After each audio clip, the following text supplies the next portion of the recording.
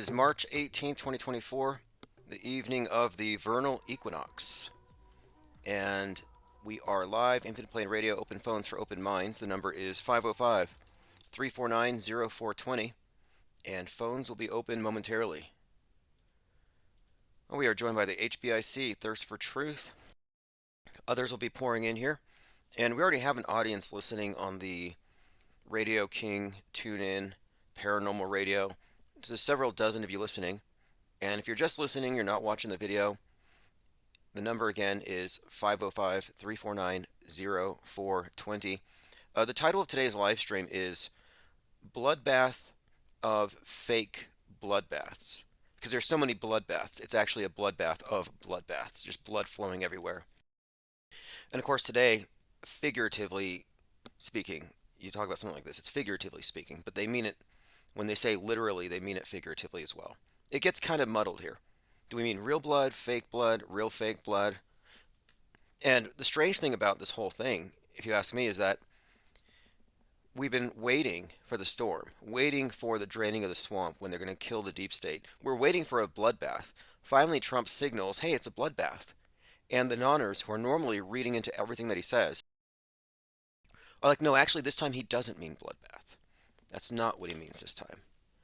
So we have a bit of a confusion as to when he's being literal, when he's being figurative. And it's also up to the media to decide, because they can just take things out of context. And this isn't new. We look at this laziness in media to take some comment out of context and build a story around it as though there are no consequences. And that's because that's how media has traditionally been. This ability for critics to criticize it real time and publish their criticisms and hold them accountable is relatively new. A lot of lefties have deleted their posts after overreacting to Trump's statement, which was really about cars being manufactured in China with Chinese labor and being imported through Mexico. He looks at this as somehow slighting Americans who aren't getting paid to create these cars. They're not getting those jobs. So he said he's going to put a tariff on it. And if we don't, it's going to be bad for the American worker. Quote, bloodbath, which is actually a term in finance. So the term bloodbath is not a literal slaughter. But then you have these pundits saying he's promising another January 6th. I'm sorry, but even January 6th was not a bloodbath. I mean, even if you believe it was more than just theater, all we really had was about a teaspoon of blood. That's all they squeezed out of the squib from Ashley Babbitt. I didn't see much more than that. All right, we have a few more rolling in here. Let's go. HLGGLH, G33, Frank Murr, Salty Siren, Armin Reed, Osher, P. Trippa says 7 days until eclipse season. Wonder if the bloodbath has something to do with the next full moon. Will it be red? Right. Right. Interesting point there. And again, we are really close to 4/8 when all of the internet prophets who have been saying this is the day are going to be either vindicated or blocked. If something doesn't happen, I'm going to say, hey, look, you can't use gematria calculators on headlines and put random words together until you get a hit and then claim you're onto something. But we're going to see.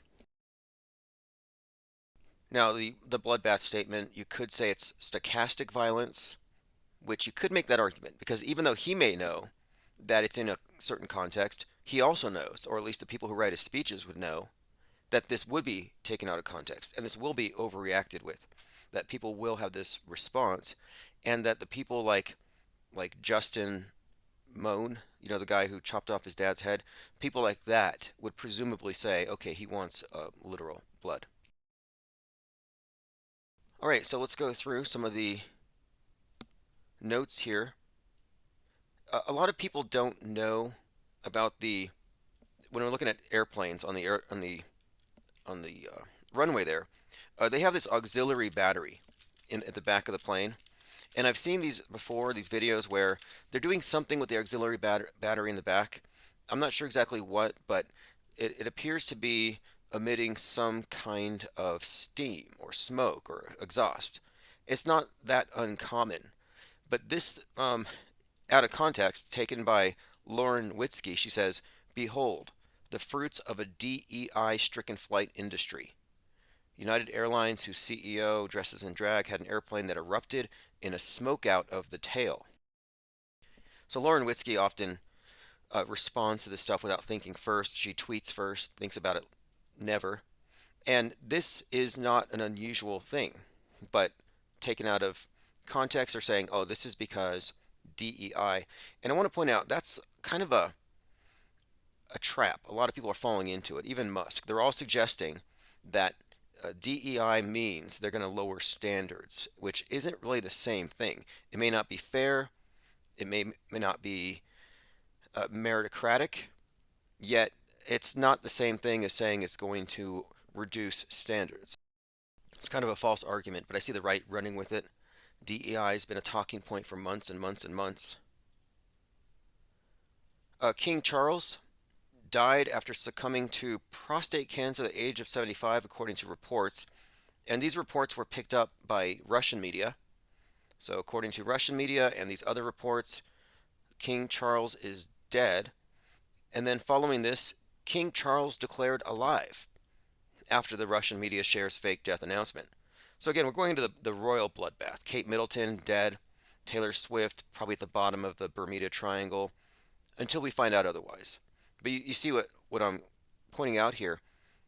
These reports. Several Russian media outlets have reported King Charles III passed away from cancer complications based on a fake press statement attributed to Buckingham Palace. Now, I've often pointed out how people are trained, the general public is trained, to have maids, mind aids, no mental immune system. If it makes it to the screen, it makes it into their psyche because they believe it. There's no filter. Their eyes are just portals where the mass media can just download content into your brains. And this is how they want you. They don't want you to know something's BS. They don't want you to have a BS filter. They want you to believe everything, but this system will only work if they manage to shut out the competition who have alternate mind viruses. Going through some comments here. Garrett Summer says, are we talking about chemtrails? Chemtrails don't exist. G33 says Elizabeth Bathory. Yeah, Elizabeth Bathory, known for bloodbaths to preserve her youth. Sort of like Madonna was in a bloodbath. I think it was in 2020, shortly after the pandemic. Interesting name, Bloodbath, Elizabeth Bathory. Seems kind of world stagey. Yeah, joined by Elephant Tusks. Thank you for joining. All right, let's see what else we have here. Aries 1 says fossil fuel engine smoking. Well, I don't know exactly what that auxiliary battery does, but I've seen this happen frequently. And a lot of the chemdoozlers will manufacture evidence based on this. I want to point this out, that the mainstream media obviously manufactures lies all day long. But alt media, it's like do-it-yourself fake news. A lot of people in alt media make up their own fake news. This is from New York Post. Woke people more likely to be unhappy, anxious, and depressed, new study suggests. Right. I would say that anybody who is at the bottom of the MSM box, because the people who are woke, the people who are truthers, they're not out of the box. They're actually deeper into it. And this is what I call MSM plus. And the plus part of it are basically superstitions, fears, anxieties. Every red pill is a fear pill. And these are all meant to reinforce these superstitions and make them real, which they become real within your respective echo chambers. And this is what we were speaking of the other day, hyperstition. We live in a hyperstitious world, meaning superstitions that are real because not only are they believed, but the feedback loop reinforces belief in them. And they become real by default, and they get written into law, and we base our entire worldview based on these lies that have been inserted into our reality. Our reality has been augmented, but you would call these hyperstitions. Thank you, Echo Charlie. See, you got one of the copies there. We have a few copies of Autohoaxology 101 paperback available now. And after I sell this small handful, they're only going to be available through Amazon. Yeah, King TL says it's the best way to get the book, the Ko-Fi link. Yes. Yes, the Ko-Fi link, I'll ship those out in the morning, and I put it in the newsletter.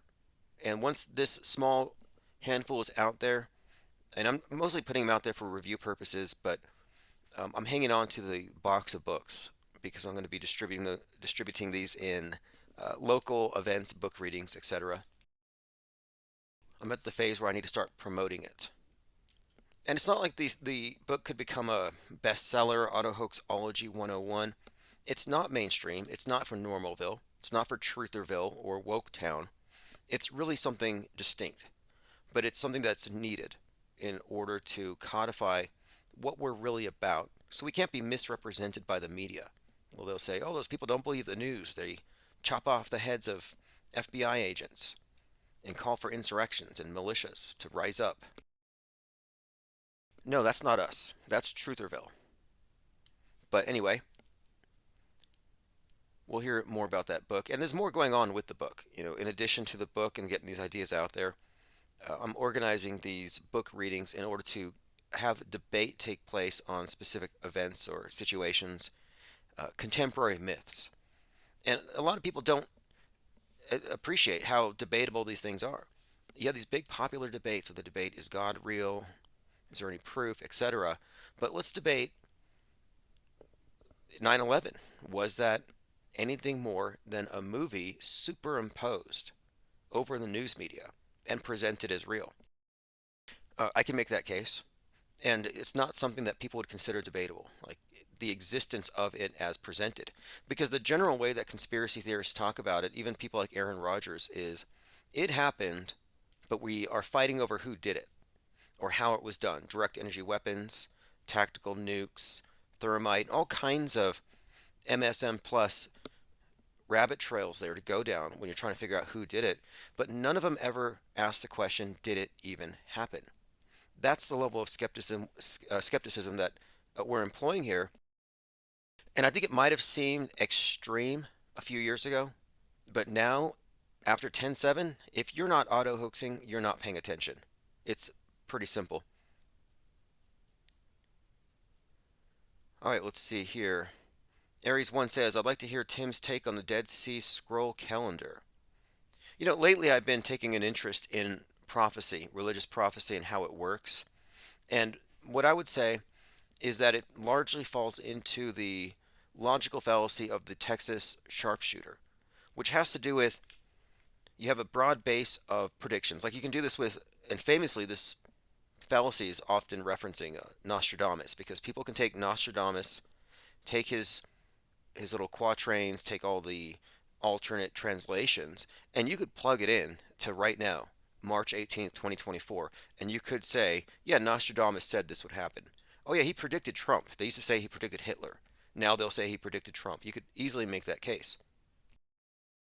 My point is, there's no accountability.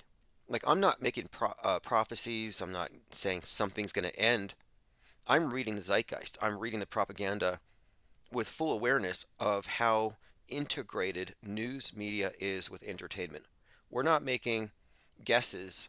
We're making, I would say, we're presenting educated, informed opinions. We're reading the curve, as they called it in Leave the World Behind. And part of this is reading the stories they tell us. And a lot of it is storytelling. I call it contemporary myth making. The myth of the flood of Noah, has been repackaged and sold and presented, and they actually regulate our economies based on the belief in this modern iteration of Noah's flood. All right, moving on. Woke people being more anxious, unhappy, depressed. Yeah, obviously. And we know this. They're also triggered. They're mad at the other side. They feel like the world's going to end, that Trump is Hitler. But the red pillars are also unhappy, anxious, and a lot of them are actually falling off. I'm looking on Twitter. A lot of these hardcore truthers, digital soldiers, people have been faithfully retweeting Q drops for 8 years. A lot of them are kind of falling off there. In fact, there's another prophet. I never really listened to him, but I think he might be adjacent to someone like Zach Hubbard. He goes by the name The Illusion. The Illusion has quit sports decoding. So sports decoding is a big thing, and I haven't paid a lot of attention to it, but now that I'm looking at this sports decoding thing, I'm starting to suspect that this is also similar to using gematria calculators to predict when the next quote false flag is going to happen.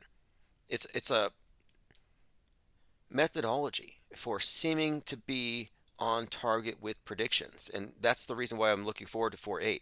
I'm not looking forward to the world ending. It's that after 4.8, all of these prophets who have staked their reputation on calling it as the day are going to be exposed as grifters, as phonies, or not. But here's what the illusion said. This is someone who has spent years and years here on online every day who can't really handle it anymore. He says, "Guys, I spoke with God today. Oh, God spoke with me today," he said. "I'll no longer be coding daily sports picks." That's nice. I see these videos of people getting thrown into the tracks on a subway and they get hit and they get killed. We see all this violence and sick stuff, and like, where's God?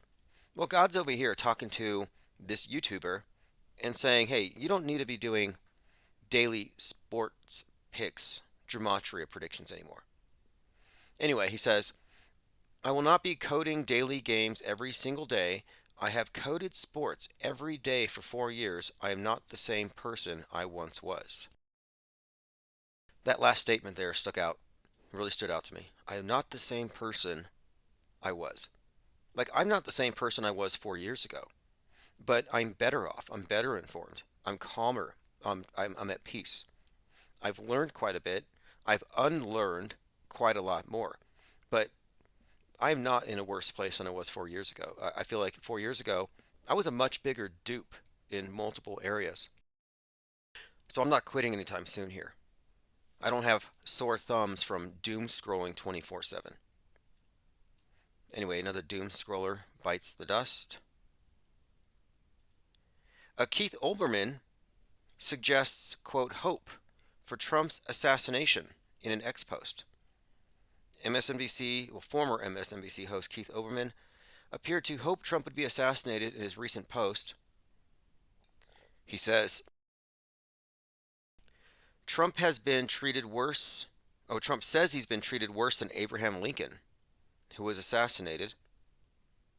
Now, Trump had compared himself to Abraham Lincoln. And I've noticed this Lincoln thing lately. There's been blood on the steps of the Lincoln Memorial, black smoke at the Lincoln Memorial. But this connection with Trump and Lincoln, Trump and JFK, it's a repeated theme. But anyway, this is more predictive programming. This is getting you ready for the inevitable. So when the psyop happens, you will say, oh yeah, this was obviously going to happen. They caused it. The media caused it with all this stochastic violence, stochastic terror, putting it out there. The point of it is, and this is why I've been harping on these various prophets, is they're predicting that this is going to happen for real. I'm stating that it's going to be fake as anything else they've ever faked. Salty Siren says lots of people calling for Trump assassination. Yes, Trump assassination is so hot right now. It used to be fringe, but there have been people talking about it for years and years. JL26, for example. Crisis vomiting. We talked about crisis shaking, 2021, 2022. A lot of people pretending they got the pokey, and they shake on Instagram for clicks. Engagement bait, just pretend to be a victim. Crisis acting has kind of been decentralized. You don't have to work for the government to be a crisis actor. You just have to be on TikTok and be able to trick enough people. You can kind of break into the industry that way. Like independent media, not so much. Independent crisis acting, oh yeah, total thumbs up. Well, crisis shakers have come and gone. Nobody's shaking anymore. But now you have crisis vomiting. This is a new one. This is body cam footage shows Uvalde officers visibly distressed, sobbing and vomiting after entering Robb Elementary School, where 19 students were fake shot, as well as 2 teachers and 17 others fake injured but survived. I inserted the word fake there. Let me play this clip here. You'll be able to hear some crisis vomiting. Now, before I go much further, you see these officers in the back, they're outside, they're hugging. This is all designed to antagonize the right about cops and how they're all cowards. It's meant to antagonize the left to say AR-15s give too much firepower to civilians and the police aren't capable of handling the threat. These are bifurcated psyops. You can interpret them one way or the other. This was the event, Uvalde, where Alex Stain went and he cried for the fake dead kids and he yelled at the city council. And I tweeted him and I said, "Hey, Alex, fake dead kids' lives don't matter." And he blocked me because these conservatives love free speech so much. But, back to Uvalde, right after this event happened, I was going to watch FBI season finale. They canceled it. Why? Because the story in FBI, the season finale, was a school shooter was stopped by an FBI agent who went against protocol, didn't wait for a warrant, and stopped the kid. Meanwhile, in real life, Uvalde, the cops were too cowardly, according to the script, to go in and stop the shooting. They stood outside, they looked at their phones, they put on hand sanitizer, and they laughed while this thing was happening. This is how it was portrayed. Yet, in order to stop it, they had to rely on some outsider, a Border Patrol agent who was getting a haircut at the time. He heard there was a shooting, so he grabbed his shotgun, he ran to the school, and he fixed it. But this was the same story as FBI season finale. They canceled it. Then I was going to watch Stranger Things season 4, and it began with the scene with a bunch of dead kids. So the actual season started with a warning. It's like trigger warning. A bunch of kids just got shot, as you may have seen on the news, so you may not want to watch this first episode because it might be triggering. You see what they do? And they count on you not looking, but they can give you the imagery in entertainment. Like a lot of people think that Haiti is awash with cannibalism, that they're running around eating each other. And I haven't seen any convincing evidence of this. None. And you would think they'd be sharing this stuff on Instagram and terrorizing people, but where is it? I saw one video of a spit roasted corpse, and it was from Africa a year ago. It wasn't even Haiti. A new Ko-Fi shop sale from Tommy. Oh, you got the book. Awesome. Thank you. And by the way, the spit roasted corpse in Africa from a year ago was in front of a Halloween show, Halloween stores, like a prop. It was in front of a restaurant. So in front of a restaurant, they put this fake corpse for Halloween, and that somehow got thrown into the Haiti narrative. See, this is hyperstition. You have a closed system that provides feedback for whatever you throw into it. So you throw into this closed system a video clip of somebody eating a corpse or a corpse being cooked, and then it's already being talked about. So the people who think it's real, who are hearing the rumors, then see this, they share it, and it becomes real. And then people respond accordingly. But back to Uvalde. Here are the officers in the back, and I'm suggesting here that they aren't really vomiting, that they are faking it. This is crisis vomiting.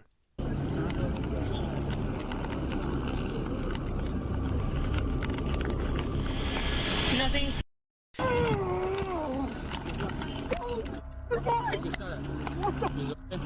All right, you hear all that? Now, I have a bit of experience, not with mass shootings, but with decedent transport for the county morgue, state morgue, and in my experience, picking up bodies from even, multiple casualty scenes, car wrecks, whatever happens to be, I have never seen officers lose their composure, cry, vomit, even when you have a bloated corpse that's, face down in the kitchen, already exploded, everything's leaking out of it. I've never seen them act anything other than a little repulsed, or a lot of them exhibit gallows humor. In fact, I was really put off by a number of officers and people who worked in the morgue at the way they would joke at the scenes. I never felt that was appropriate. So this idea that these guys are out here crying and vomiting, no, this is just terrible acting. I didn't even hear a splash. Like, they're just making the noises for the camera. Totally fake. Let's see. Erica Creech says people that get into hidden messages and meanings can get lost in it. Yeah, you know what? Erica Creech brings up a great point here because we're talking about that individual who has quit the scene, and you can get lost in it.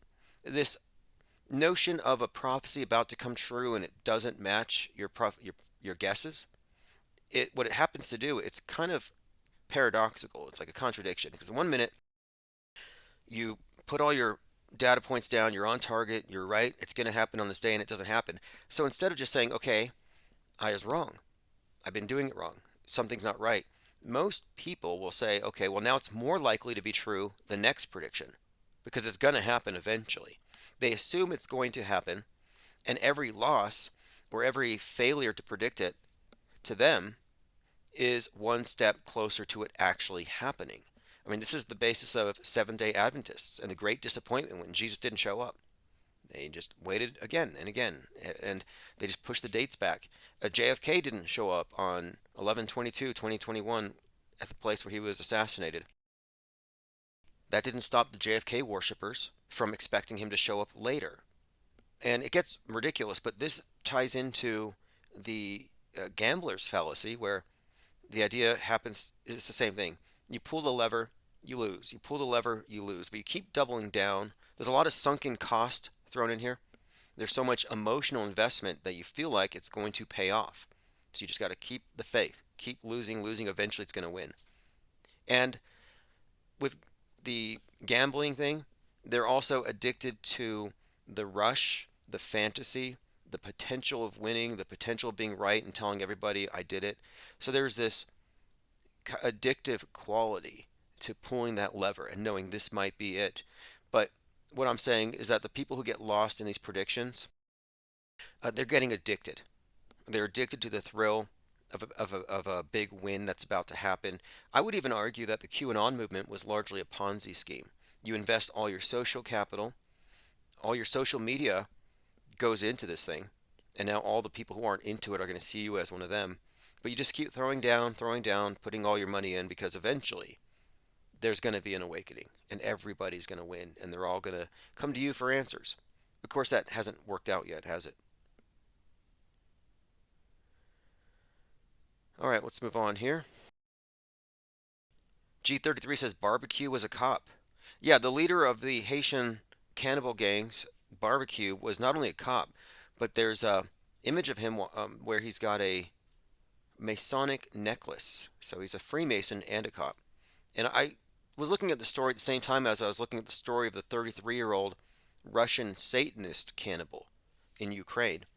And I was wondering, okay, well, I can understand Satanists eating people, but Freemasons, Freemason cops, is there something we don't know at a higher level? Do they perhaps? But I was like, what is this? Cannibalism all over the world. Now it's bloodbaths everywhere. Okay, let's see what we have here. Oberman calling for an assassination. Yeah, more just, double standards as usual. One of the questions I'd asked last night, and I haven't uploaded the archive, I'll do that this evening. Last night, the live stream title was Kate Middleton is dead and Taylor Swift is headed to the Bermuda Triangle. But I had asked a question that was prompted by Les Luther. Do you wake people up? Do you go to Normieville and shake them? Do you pull people out of the matrix pods? Do you exit Plato's cave? And is there a moral dilemma? Like, is it incumbent upon you to help everybody else out? Mary Crux Smith said, answer to the question, no, you do not need to address the illusion of existence of a moral dilemma, referencing Plato's cave and the question of whether to stay in the cave while informing the cave dwellers that there is a cave. So when it comes to the cave dwellers, the people in the MSM box, do we owe them anything? A clue? Do we need to drop them hints? No, you don't need to disturb their sleep. They're enjoying it. Now, what Mary Crutch Smith says is that it's more or less pointless to do so and messy. She said, you do not need to address this. Those with eyes to see, those with ears to hear, as they say, will pop through. Inextricably drawn to question marks. Take care. Well, I appreciate them answering that question, and I've arrived at that some time ago. We don't have enough time anyway. I'm not proselytizing. We're not Moonies. We're not going to go door to door selling wind chimes. We're not Jehovah's Witnesses. We're not trying to get into people's heads here. We're only reaching those people who can receive the signal, eyes to see, ears to hear, not in the spiritual sense, but in the media savvy sense. Are you reality compromised because you have allowed the mass media to assume an authority it shouldn't have over your perceptions? And the answer for 99.999% is yes. They're all in that box. All right, let's see what we have here. Elephant Tusk says Trump seems to be playing two roles. What would that be? There's this widespread belief that Trump is actually two people, that he's twins, and that they're going to kill off one of the twins, which I think is ridiculous. A lot of politicians and celebrities don't have a consistent look when you compare them on TV to other images of them, and it kind of lends itself to this type of thinking. By the way, phones are open 505 349 0420.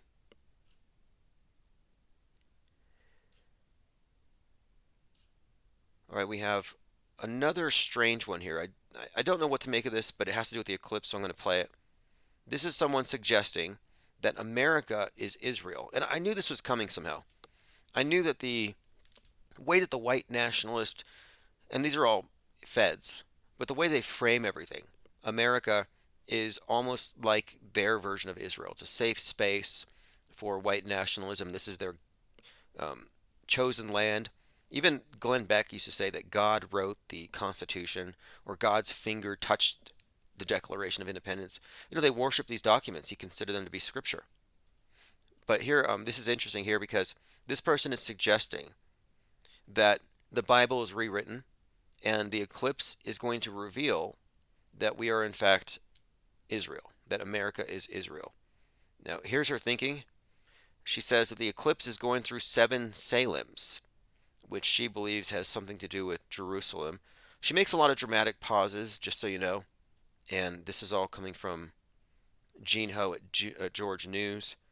So this is a very uh, subjective, reality fluid part of Trutherville. Because Herod, Illinois is right there. All right, now that Gene Ho's saying it, can we now say that we're Israel? Can we now say that? I've been saying it. My video, I said we had a Galilee, we had an Israel, we had a Bethlehem, we had a Nazareth, we had a Lebanon, we've got an Egypt. Egyptian artifacts, hieroglyphs have been found in the Grand Canyon. Come on, guys, come on. All the places these people could go, but they come to America. Why? They could have went to Russia, China, South America, Iceland, Greenland, Antarctica, Australia. They could have went anywhere. Anywhere. Why the United States? Because we are one nation under God. We are the Holy Land. That's the basic premise of it. America is the Holy Land. Lean Dion says, I've seen this lady. She is so truthy. Very truthy. And what's fascinating is there's like a style. And I always tune this out. I was very averse to it. YouTube, you would have someone sitting in front of the camera and they're talking very calmly or not, but they're in front of the camera and they're conveying something. Maybe they share their screen. But with TikTok, it becomes people who are talking in short bursts, wagging their fingers, making these expressions on their faces, a lot of dramatic pauses. It's very dramatic. It's like a bunch, and maybe it's higher quality, I don't know, but it's a style. And they sound very excited. They're really good at pitching this information. I'm not knocking it. I'm just saying it kind of evolved. And a lot of them are just regurgitating stuff. So the quality of information may not be too good, but their presentations are pretty good. Let's go ahead and listen to some more of this. America is the Holy Land. We are. And guess who's coming back? Guess what nation is going to have a judgment on them? We are. All right, so we're going to be judged very soon. And I guess that happens next month. G33 says, Tim, you would kill it on TikTok. Yeah, I just got to work on my facial expressions.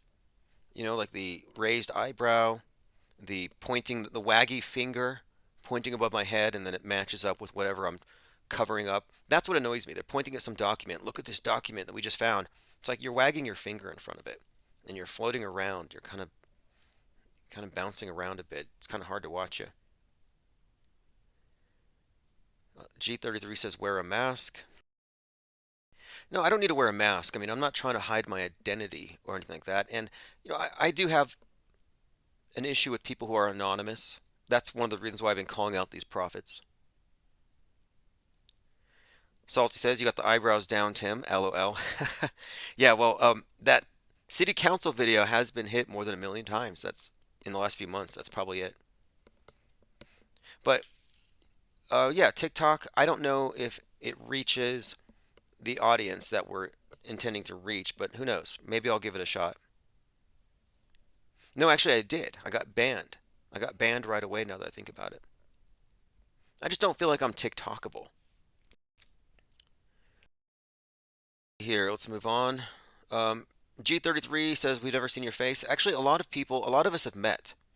2017, 2016, 17, we were meeting in person. In fact, we kind of started this thing of organizing the cutting fringe. Before the Flat Earth conferences, we were already gathering auto hoaxers and NASA critics. And we continued this, and I was doing video daily. The only reason I stopped doing video is MGTV, as in Goldfinch, was claiming to be me. So he could take video of me, re-upload it in his own context, and then I would have mine taken down. So I'm like, well, I actually can't. I mean, I could, but that's why I stopped. And now that I think about it, it's kind of interesting. It's like, yeah, I stopped doing that. And the reason why I was doing it is a short 10-minute video does bring in subs every day. Like, I do know how to grow a channel, and it is kind of, I think, maybe counterproductive to not make full use of video in today's attention economy. And I have The Office, which is a lot to look at here. I actually thought I would start it this week. I was actually thinking about this today. I was like, you know what? Maybe I need to start that on my live video channel for YouTube. Start that process of integrating video in and eventually perhaps breaking into TikTok. Oswaldo says, don't TikTokify the IPS, bro. Well, another part of the TikTok video is to bring people into the live stream. So I could say something provocative about what we're discussing that day and then bring people into the live stream, quite possibly. That was the plan. And then we had, let's see, recently, I think the most recent thing with video would be that documentary from Scandinavia, which hasn't been released yet. And that video is guaranteed. It's a documentary on conspiracy theorists, and I'm pretty sure that it's going to be designed to make me look crazy. Like they're going to Mark Sargentify me. They're going to try to make me look like some kind of internet radicalized wingnut, some kind of fringy type, eccentric perhaps. Armin Ree says, yes, absolutely. Yes, I got your email.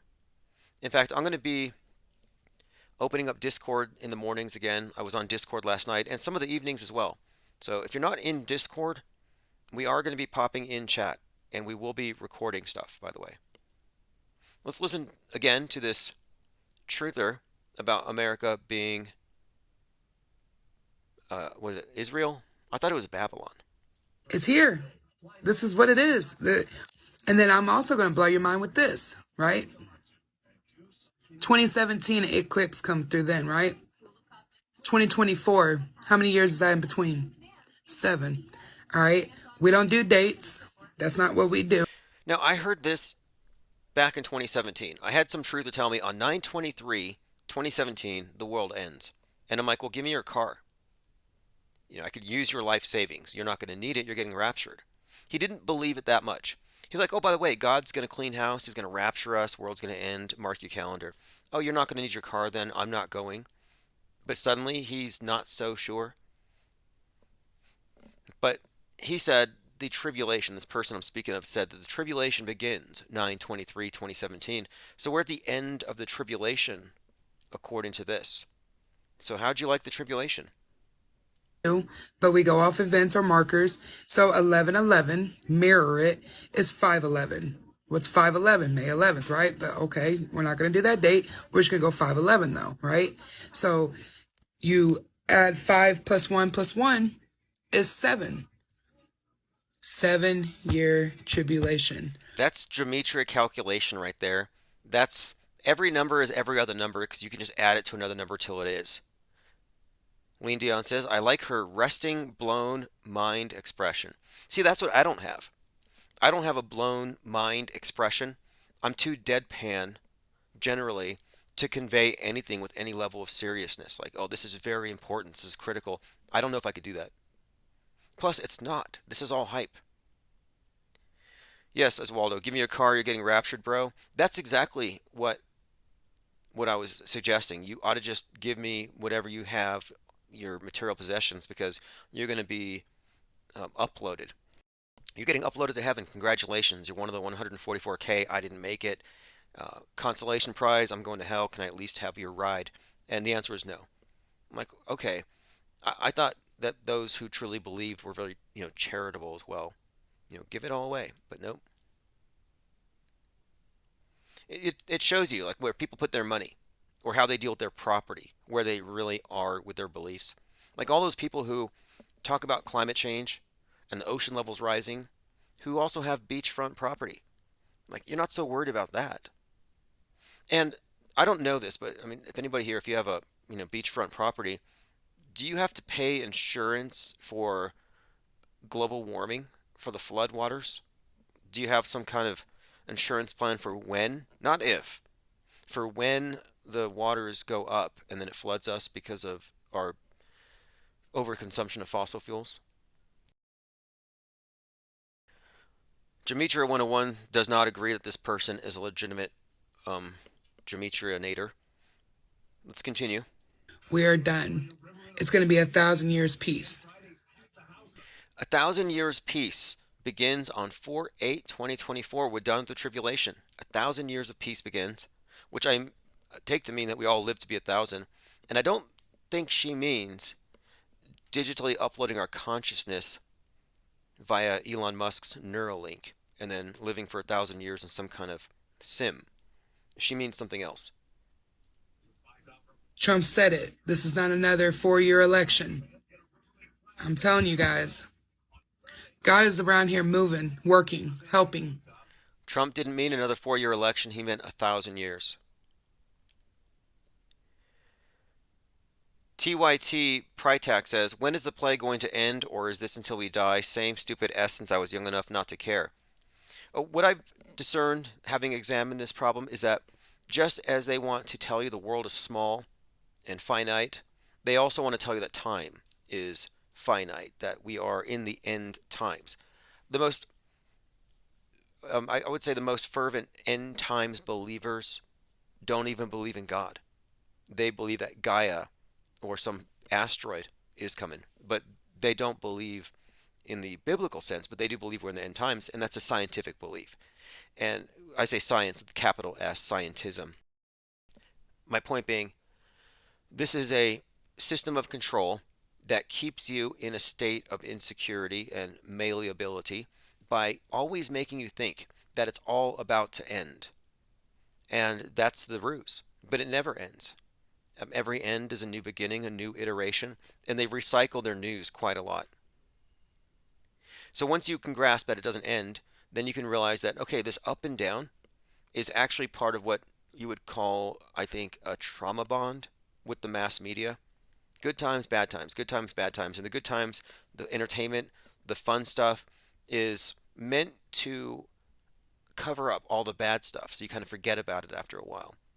And then they bring back the bad stuff. But this intermittent high and low, fear, terrorism slash trivial, nothing means anything, this back and forth locks people in. And I think the 24-hour news cycle is something that's also part of this thing where if you don't suspend judgment, like you watch something on the news tonight, do you believe it's true?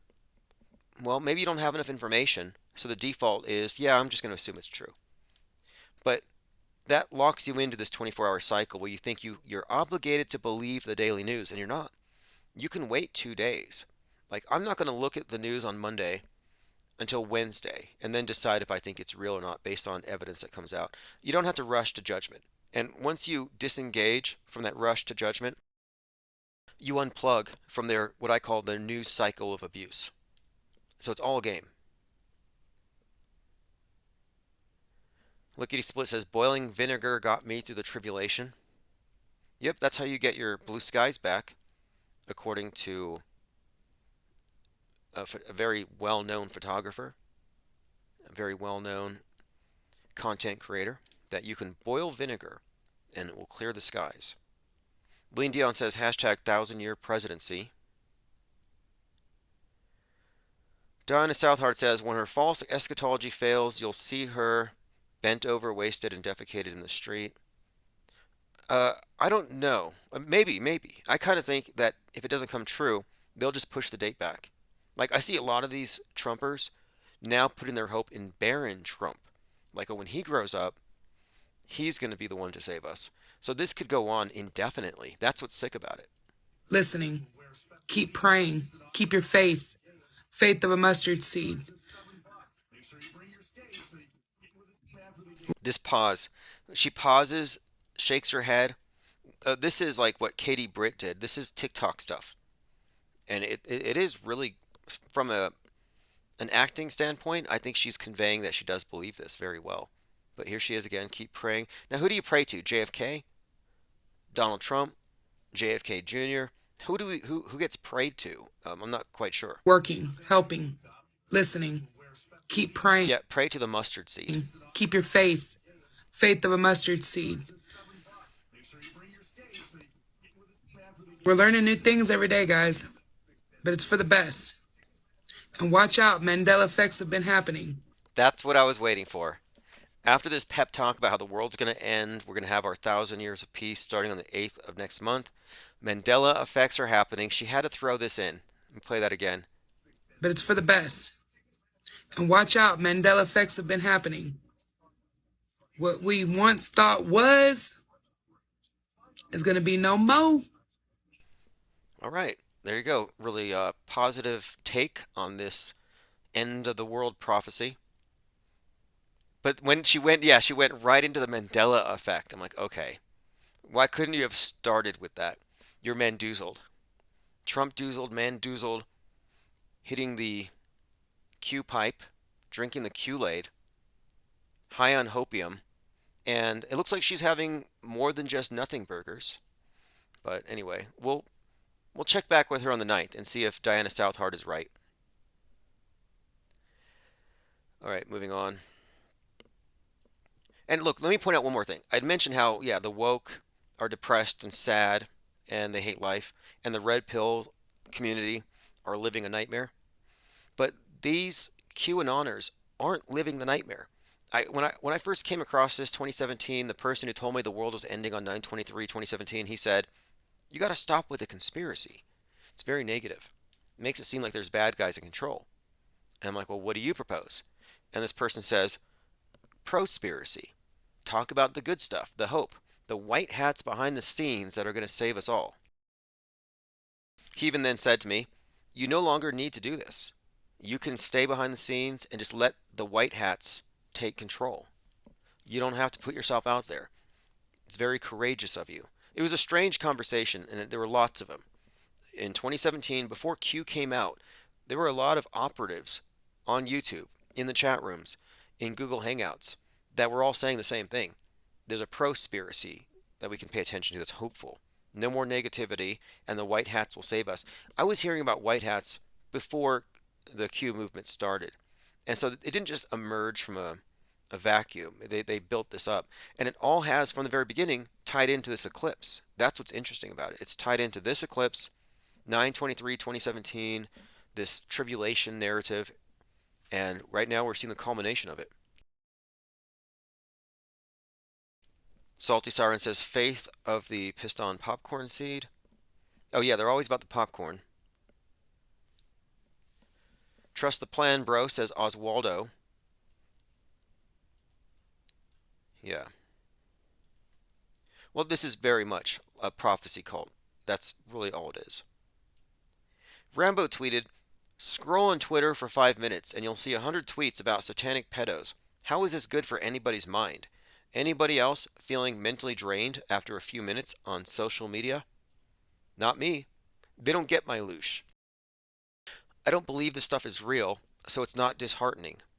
I know it's a lie, and we've already uncovered this lie. Save the children, 2015. Sorry, those children are now voting Democrat because you didn't save them on time." Just another one of these things where it's demoralization. They want you to think that there are satanic pedos everywhere and they rule you. and you can do nothing about it. That's what they want you to think. And I'm pointing out that if you feel drained, it's because they got your soul. They hooked you in. I laugh at this stuff. I mock the people in this alternate reality all the time. Like, in no way is this depressing for me. Although, when I first read David Icke's book called Children of the Matrix, and it opens up about children being eaten by reptilians during satanic rituals, that did darken my worldview for quite some time. And I didn't find it unbelievable. The way they tell these stories, they sell you on these bad guys and how terrible they are, and it helps make everything believable. Like, of course they're doing this and that because they're so terrible. All fear mongering. Red pills contain a dose of fear. Oh, you're not scared? You're comfortable? You're blissful? Here, have some of this. Here's a dose of fear. Something else to fear. Something else to fear. And not only do they give you these little superstitions, but the way the echo chamber is designed, it gives you feedback to tell you these are real.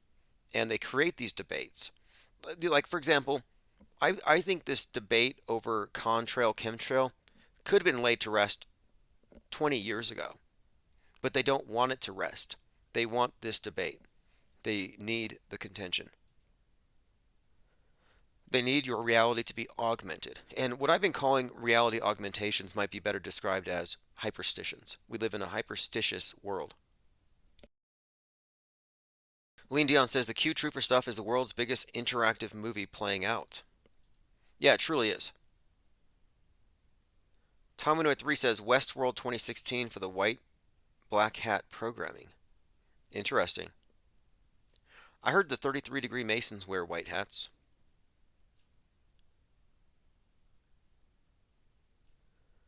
Okay, moving on. So King Charles is not dead. And Kate Middleton is not dead. And Taylor Swift is, as far as I know, not missing. Speaking of David Icke, he says, if this guy in the black bobby hat was any more stupid, his body would forget to breathe. This is the new media, the MAM, mainstream alternative media, and it's painful to watch.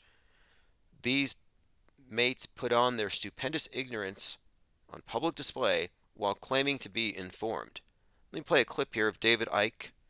Well, actually, this is a David Icke criticism of Tim Pool. You know, the PNAC group. Those guys were Americans, but they basically did all that for Israel. So I think Australia is roping us into this war with China. Okay, why are we sending in ships and personnel to Australia? So what is Icke so triggered about here? I think this is a deliberate tactic. And the tactic is there needs to be, within the truther community, there needs to be a group of people who call out the mainstream truthers. So you have mainstream and then not mainstream truthers.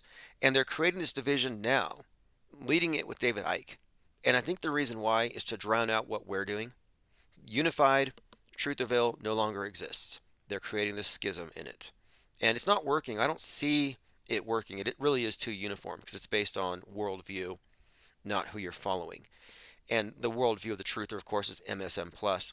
But I'm finding this to be interesting how there seems to be this attempt to split the alternative media into the real alternative media and the controlled opposition ones. And of course, this move to split the thing is being led by David Icke, who you could argue he's not controlled opposition. Maybe he doesn't know. However, he, in print, in his publishing, in all of his talks, and his worldview contains the idea that all of the fake school shootings are real. All the terror attacks are real. All the fake death tolls are real. So he's an auto believer. Okay, let's see what else we have here. This is a guy with a Let's Go Brandon hoodie on. I'm going to play this clip for a second. The caption says, "The Anon struggle is real." January, and then it's Christmas in July, and then today's not really today because the numbers are missing, and then it's because it's the Julian calendar, and then it's the Gregorian. Okay, this is good. This is why I stopped this one. I bookmarked this one. This individual is annoyed at all the different predictions about when the Great Awakening is happening, when the storm happens. And a lot of the people make predictions. They'll say, It's happening on 4/8, but this 4/8, according to the Gregorian calendar, is actually 3/27, and on and on. So they're always right because they can just switch the calendar or switch the calculator. So this guy, Let's Go Brandon, obviously a true believer and into this stuff, is a little fed up with his own side. Calendar, and then it's the Q calendar, and then it's the Mickey Mouse clock, and then it's the mirror inside the Mickey Mouse clock, and then it's the mirror beyond the other Mickey Mouse clock that's in the other mirror that's in the other dimension beyond the ice wall, and then Pompeo's got the timestamps, and Scavino's got the comms, and the comms are in the burgers, and now they're in the ice cream, and the timestamps are in the comms, and Grassley's got the comms, and the comms are in the corn, and now the corn is up his ass, and Durham's got the... This man is responding to an active measure. That is the term. The Trutherville, that's what I call them, this segment of the media ecosystem has been targeted. So I'm pointing out these prophets, these Mendoozled, Chemdoozled, gematria calculator prophets. I'm pointing them out because I think they are disinformation, knowingly or not. I think they are there to muddy the waters, to create chaos, confusion, and to destroy objective reality. Let's play some more because this individual here has had enough of it. The briefcase, and Trump has the football, and Barron Trump's really 85 years old, and Putin's got the codes, and he sends the codes to Elon, who has the magic Starlink, and then the cabal is going to try to resurrect hell from the portal of CERN. Then the Nephilim are going to come down, fight alongside the Blackhawks with large Hadron colliders, and the Earth's going to flip over on it. Okay, he's not done yet, but this is some inspiration for TikTok. Is this how I TikTok?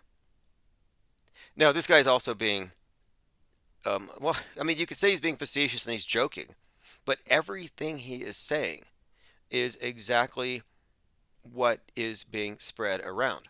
Even with the Nephilim and the Blackhawks and the blue avian aliens from the Galactic Federation fighting against the reptoids and China, it's all there.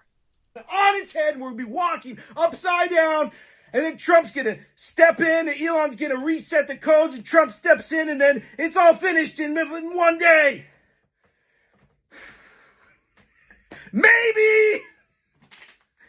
Maybe! All right. He can no longer handle nothing but nothing burgers. He needs something. Somebody give him something substantive. There's nothing there.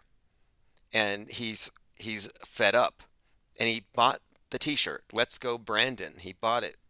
He thought that this was something. And let's continue here. There's only 15 more seconds. Maybe! Okay. He dumped a bottle of water on his own head. Yeah, pretty good. All right, moving on here. Let's see here. There's so much going on in Trutherville. It's a mess. That's why we left. Are they using the event to conceal what's really going on? Weird stuff for the solar eclipse. Today was released in an Oklahoma newspaper saying This has been the story anyway. The eclipse is going to bring about some kind of calamity, blackouts, internet goes down, sky falls, earthquakes. I've heard earthquakes. Don in Southheart says, Let's Go Brandon freed from his straitjacket. Just seconds before filming, he has to vent or explode like a heating up popcorn in the microwave. Well, I was wondering when this would happen. You know, at some point, people got to get mad, but when you study cult psychology, and that's what we're looking at here, mass psychology, groupthink, mob psychology, but in cults in particular, especially doomsday cults, prophecies that don't come true have the effect of solidifying the faith of the faithful. And then those who walk away from it are looked at as people with little faith. Oh, you're leaving too soon. And it creates a more intense version of the original cult because now you have the true believers. And the true believers believe harder. And all these believers existing in an echo chamber provide feedback for one another, which allows hyperstitions to exist, to become created. This is Mandela effects are hyperstitions. You know, it doesn't exist. And a lot of these things, what I call hyperstitions, what I'm referring to, are superstitions that have evidence. But the evidence they cite isn't actually evidence of the superstition, but it's what they accept as evidence of superstition. For example, a UFO cults everywhere. Well, these UFO cults are built on people looking at weather balloons and airplanes and drawing erroneous conclusions. But these erroneous conclusions are shared with other people who have also arrived at erroneous conclusions, and now they're all wrong together. And since they're all wrong together, they're all on the same sheet, they all believe now it's real. And if it wasn't real, why would it be constantly talked about in the movies? Why would there be government departments dealing with this? Why all the secrecy? So it becomes very interactive. And I think what they have done intentionally is created a mythology.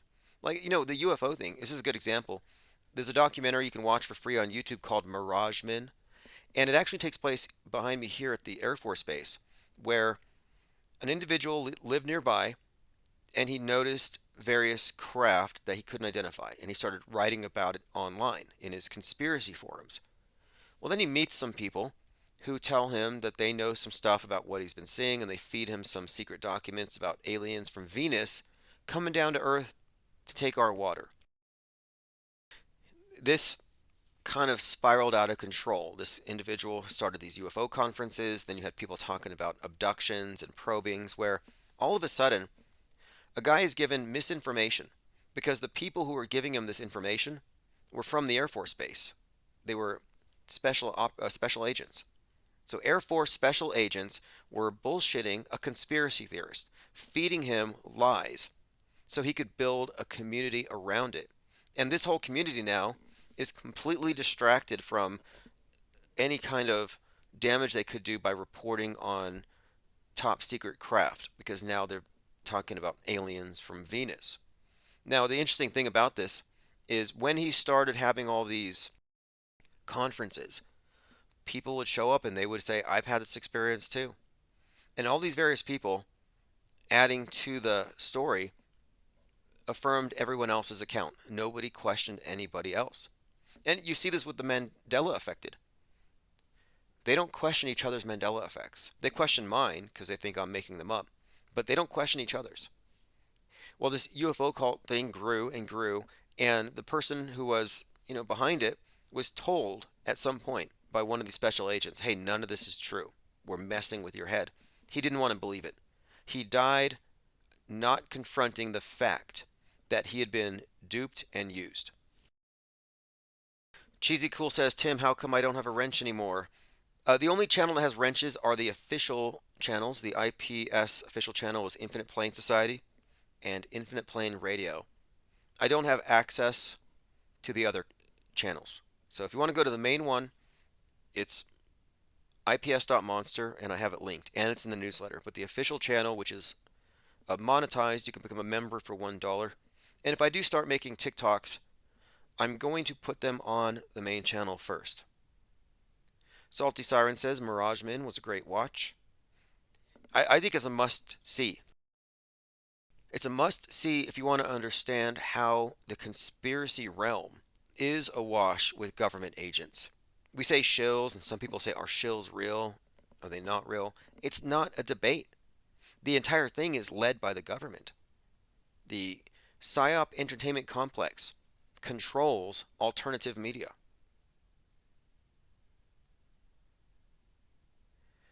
All right, let's move on. Commenter says Europe will fold like a cheap tent. Now is the time. Nothing ends, and everything's inflatable and fake. I mean, look, how many times do you have to see inflatable tanks, inflatable airplanes, wooden rocket launchers, dummy missiles, hyper-realistic simulation training dolls that bleed and breathe, hyper-realistic simulated events presented on the news as real? Like, at some point you have to realize that there is no bad news, that the world is not coming to an end.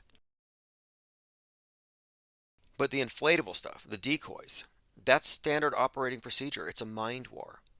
That's the hardest thing to wrap one's head around, that it's all in your head, and you can't see it until you step outside of the box.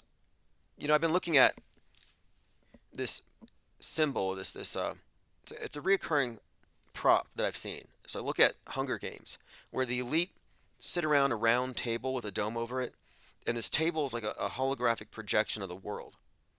Westworld, similarly, has Westworld as like a game board, and the controllers, the programmers, are all on the outside of it looking in.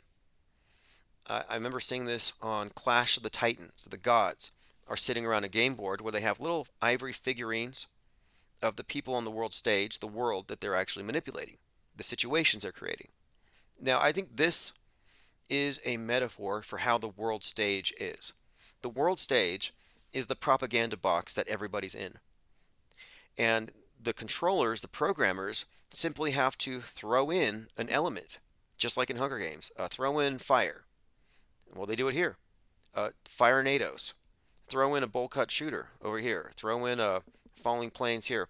So they throw into the system, which has been already saturated with whatever they're throwing in through predictive programming. It's in the entertainment. So it's already there in the ecosystem, in the echo chamber.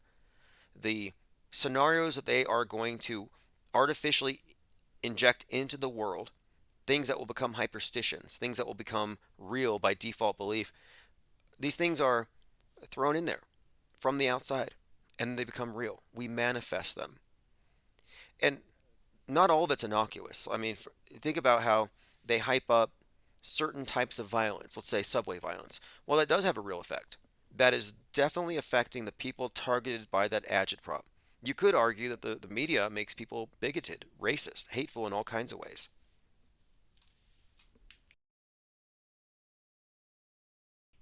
All right, moving on. Tia Gloria, and I follow her on Twitter even though she's a T-vestigator. She has some pretty good memes. This one, sometimes it's not the people who change, it's the masks that fall off. We've been talking a lot about masks, and this is something I wanted to get to because we spent a lot of time on this, like in 2020, 2021. This person is that person. This person could be that person. Is Chris Farley playing Robert Ford, for example? Is Rush Limbaugh Jim Morrison? We have all these things, and is Alex Jones, Bill Hicks, and I don't spend a lot of time on them because they don't add very much to the conversation other than fakeability. And we have to be informed about fakeability, about the techniques. What does Big Brother have in his special effects department? But the mask thing is real. It's admittedly real. It has been declassified. So there's not any doubt that you do have hyper-realistic masks that are in fact foolproof. But can you have two people side by side and discern from that this person is that person, Bill Hicks, Alex Jones? And you can see the narrative that may support it, so it makes it very interesting. But I would argue that no, you have to go off video in addition to photos. You have to look at every available piece of information, every bit of footage, before you could make the claim that you know. And the reason why I'm saying this is that there's this phenomenon that occurs when you have two faces side by side and you're told it's the same person. It's like animation. You're reading a comic book, sequential art. Your mind will connect these things because they're part of a sequence, and your imagination will fill in for what occurs between frame 1 and frame 2. So it's like, oh, is this person that person? It's very easy to imagine it so when they're put there side by side, accompanied by a little bit of gaslighting, getting you to question your reality. So I don't think that the side by side is a good methodology, but I'm comparing it to the Mandela effect, where it's always a binary and they show you something and have you compare it to a recollection, and that has you create a false memory that weighs against the real thing. Anyway, it's just an approach, and I never really found it very satisfying, and it's a distraction for people to be. I mean, I think it's lazy to say, oh, this person's a clone. Hillary Clinton's a clone. Oh, yeah, Kate Middleton's been dead for 5 years, but she's a clone. Like, what's your basis for saying this stuff? Lean Dion says, crazy Ryan Garcia is now talking about the domed flat earth. Okay, first he was talking about mass rapes at Bohemian Grove. Then he went into he knows who killed Tupac. And now he's flat earth. This is how they promote fights these days. This is the attention economy. And if you want to promote a fight, you want to be talked about. And if you can't be talked about for something positive, it's very easy to get talked about for something negative. I would not have known who he was or cared about his fight if he hadn't come out and said these outrageous things. Does he believe them? Is he really crazy? Or is he faking crazy? And one more point. I've noticed that the MMA types and the boxers who get into this, they always talk about it in the Christian biblical sense. So Satanists run the world, and the flat earth is a dome because the Bible. Uh, the other fighter, I believe his name is it Bryce? The other fighter, who's a flat earther, had come out saying something similar.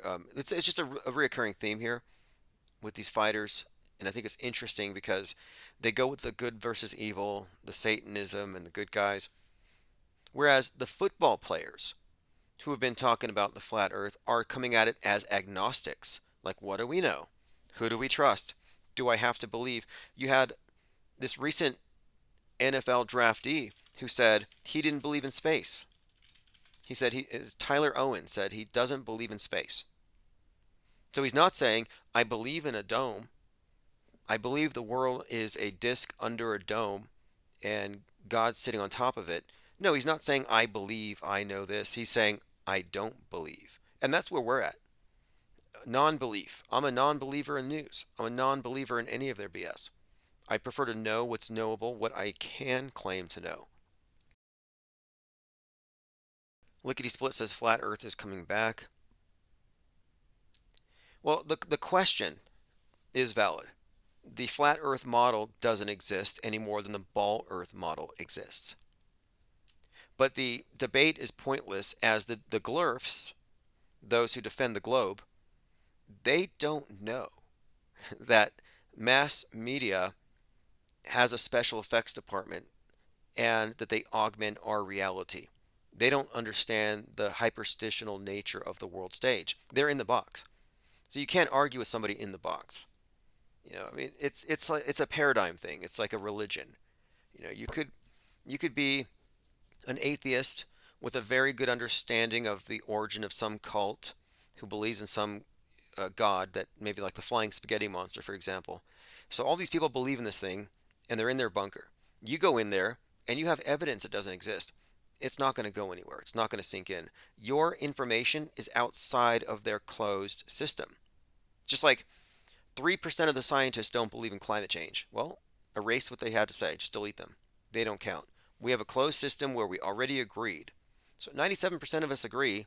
That's a consensus. Let's ignore those fringies. Similarly, the box of the MSM doesn't take in information from backstage, behind the scenes, stuff about crisis actors, stuff about special effects, stuff about how the space program is all really just about controlling inner space, your mind space. Always has been.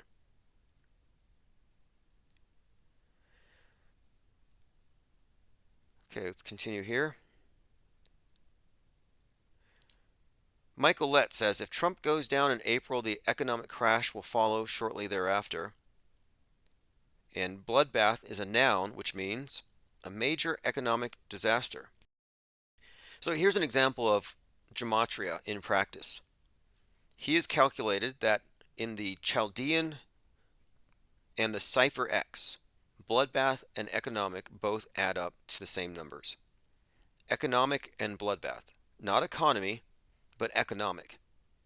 You see how subjective this is? You could find any word, plug it in, until it matches with the Chaldean calculator, which always strikes me as weird. Are we talking about some ancient numerology system to make sense out of modern day news? I mean, it's kind of a reach here. But this person here is saying, a financial tsunami is coming. How will you prepare? Gematria, economic crash, financial crash. Doomsayers. Again, if nothing happens on 4/8, I will be blocking all of these individuals after analyzing their work. For this time, I've come to conclude that what we're really looking at more than anything is a fallacious way of arriving at wrong answers.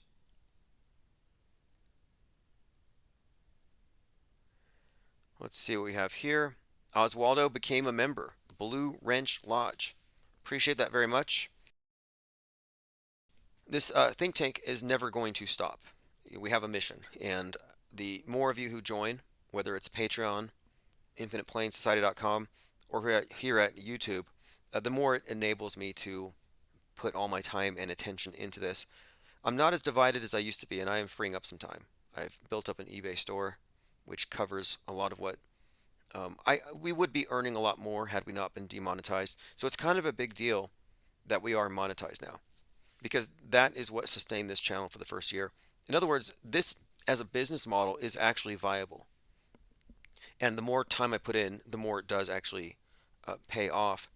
And it is a model that can scale up and grow. But we had to get over that hump of getting approved. And maybe suing them had something to do with it. I don't know. We're 2 months out from my lawsuit versus Google/YouTube. I'll be out in Redwood City, California in mid-May. Yes, the IPS is suing Google. Mind Control Central. They've made some efforts, a few motions here and there. We don't know where it's going, but the fact of it is, the best they can possibly hope for is to change the venues on me and delay this thing by a few more months.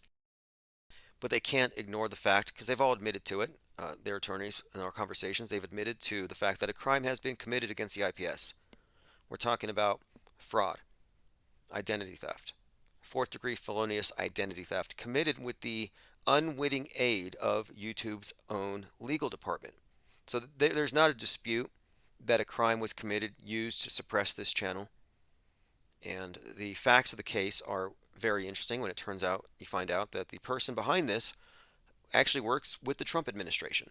So we have some enemies that are very wealthy and politically connected who weren't anticipating that they would ever be doxxed, by the way. But anyway, that's going to come to a conclusion here this year. Absolutely. We are closing in on this. All right, let's see what we have here.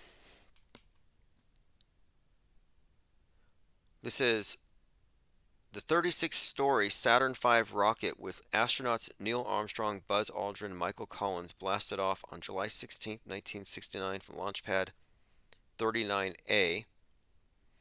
Michael Letts has calculated that 19,900 days from the blast off to the eclipse. This is another example of what I'm talking about with these prophets. They're taking events and calculating the dates between that event and the eclipse and drawing these correlations. Now, the problem with this again is that they're not accounting for every miss.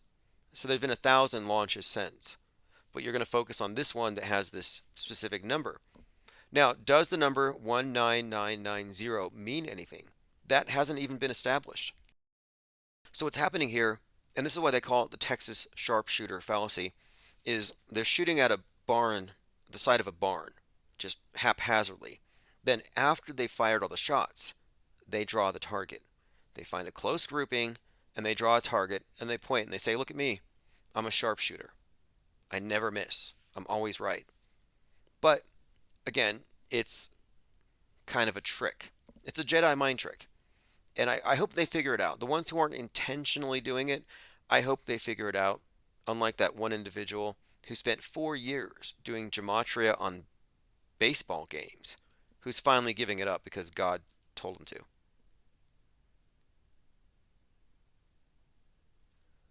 All right, moving on. Vladimir Putin has won the presidential election in Russia, winning 87% of the vote, securing his position in power till 2030 and beyond. We've been talking about the Bloodbath prophecies for 4/8. Kate Middleton and King Charles's deaths, which were both, of course, not deaths. We are also kind of breaking down the dynamics within Trutherville, what's causing it to break down, how it's been targeted by what I consider to be active measures, meant to erode its capacity to discern real from fake. Now, I was looking at this true believer in space, Dave Willis, and he says, what's all this criticism of Boeing about their planes? Because look at their space flight stuff. And he's showing how Boeing in space is really just killing it, that they have all the best tech out there, and there's no issues out there with DEI. But they're showing this picture of Starliner, some kind of a capsule floating above the Earth, and talking about this thing. And I asked one of them, what movie is this from? Because it looks like a movie prop. It doesn't look real. It literally looks like a science fiction movie. And Dave Willis says, this is from real life, when Starliner visited the ISS. So I'm looking at this image closely, and this is, of course, supposed to be in outer space. And the people who believe this stuff don't even question it. But I was looking at the Earth below, and I'm still not certain that NASA has quit this technique of creating the ball Earth by recording the sky and then inverting the video. And you can do this yourself. Record the sky, lay on the ground, record the sky, invert your camera. And if you don't get any background from the trees or buildings, you just get the sky and the clouds, you can kind of create what looks to be the Earth as supposedly seen from a couple hundred miles above. And we actually have an example. I have a video I could show of a space shuttle dropping its fuel tank. But when you look at the fuel tank carefully, you realize it's not falling to the Earth. It's a blimp, and it's floating into the clouds. And that beyond the clouds, that sky, is being presented as the ocean. Optical illusions. But anyway, I would never debate the nature of the world with someone who thinks this is real, because this person has accepted the authority of the screen. To them, this is scientific evidence. And I don't think that it is. In fact, I was looking at this concept of admissibility as evidence in the court of law when it comes to video or photography. And you could argue that this is not evidence unless you have something else to substantiate it. You would need who recorded it, when. You can't just take an image out of context and say it's real. You can, but you risk reality impairment, which is where most people are right now. They are reality impaired. They cannot tell the difference between real and fake. But there's no point in debating them, obviously. So, Fight the Flat Earth, who's a major league glurf, has been gloating for days about this latest Starship trip, which looks very cartoony. And he's mocking flat earthers as a bunch of crybabies crying, shedding tears because they've had their hopes and dreams destroyed. So I took his cartoon image of crying flat earthers, and I asked him to, basically explain, is this real or fake? I said, I don't think this is an actual photo, but it looks so real it must be fake. Which is what Musk said after Starman went into space, or fake space. But look at this picture. You would say, obviously that's CGI. Obviously that's AI generated art. It's not real. But qualitatively, it's actually no faker than what SpaceX just showed us. It's no different. So whenever somebody shows you something from space, like, oh, look, starships in space, you can ask them, what movie is this from? You don't have to assume it to be real. Cole Anchor says, if you can't debate the people who are brainwashed, what can you do? Here's what you can do. Here's what we're doing. I'm saying just go past Normieville, skip Woketown, and we're going to blow up Trutherville first. The whole point of this think tank is, let's aggregate the people who've already unbrainwashed themselves. It has to be done at the level of the individual. You can't pull people out of their matrix pods. They have to do it themselves.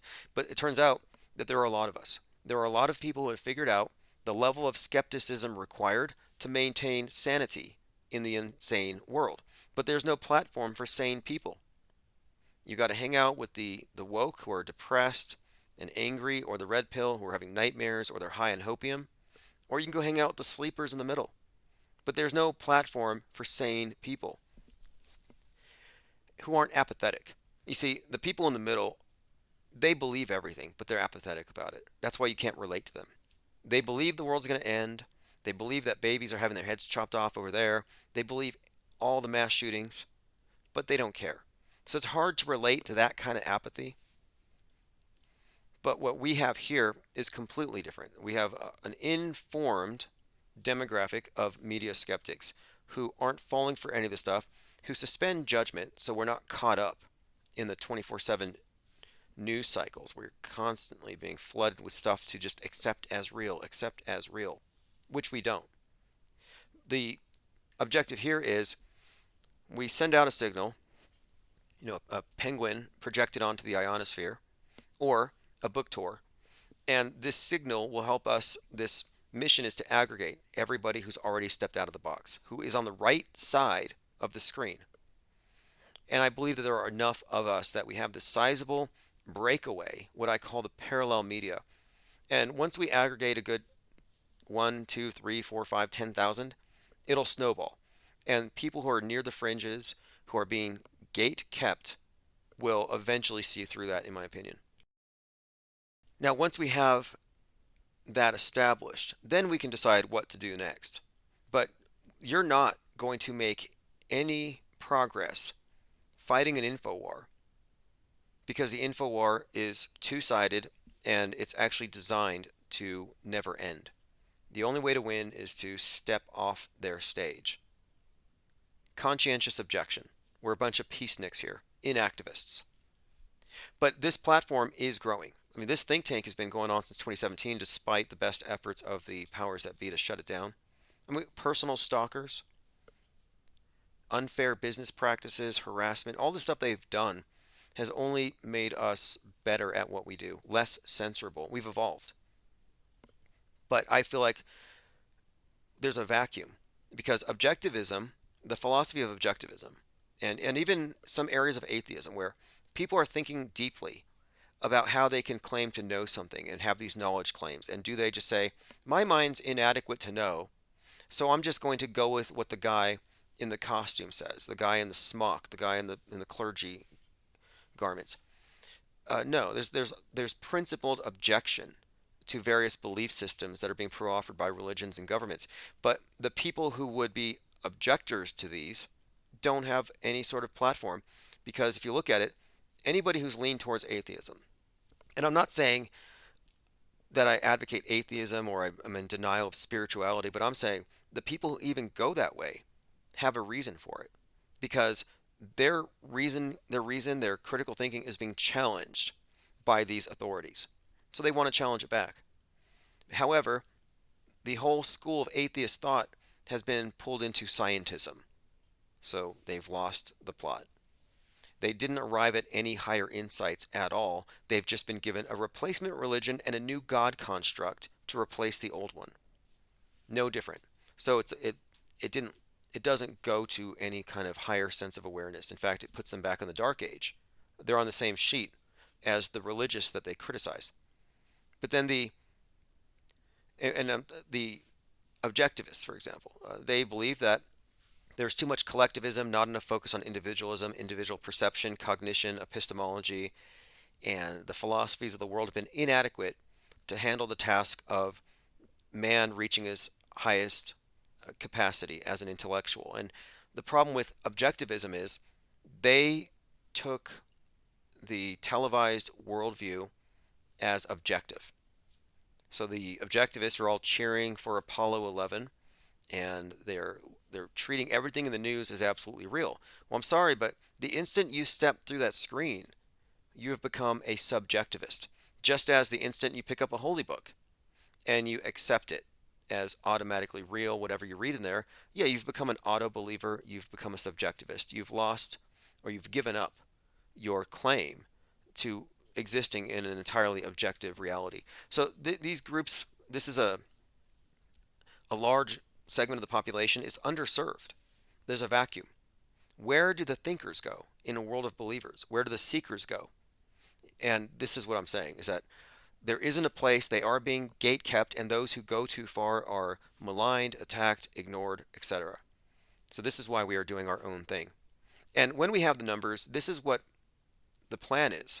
It's not about me.